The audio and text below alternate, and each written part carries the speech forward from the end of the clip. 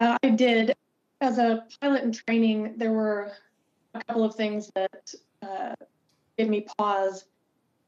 There was the acrylic dome, which David and I had been asking Tony Nissen to, we had heard that there was paperwork on it, and we wanted to see that paperwork, and Tony wouldn't let us see it.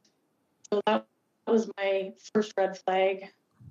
The other was the O-ring groove on the titanium. As a scuba diver and knowing how important O-rings are and how even with my underwater camera, if I have a cat here and there, I can flood my camera. So to see the O-ring groove that just to my diver's eye looked odd, I had questions about it that I didn't get satisfactorily answered, Tony. Those were the big ones.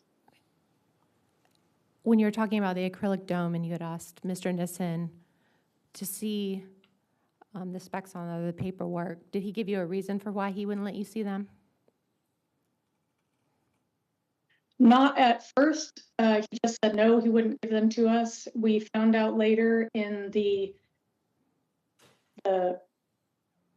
safety meeting or the quality meeting that happened on January 19th, where David Lockridge was fired.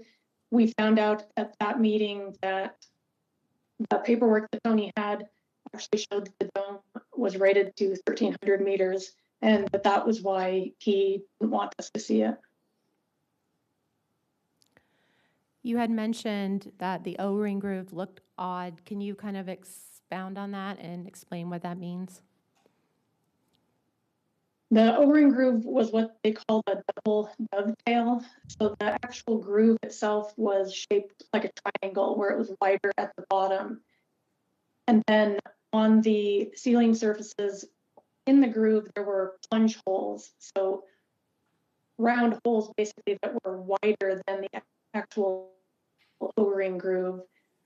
I'd never seen an O-ring groove like that. So for me, it just raised questions. I needed some explanation because I didn't understand it. And this was on the first prototype hull for the Cyclops 2, correct? This was on the titanium end ring.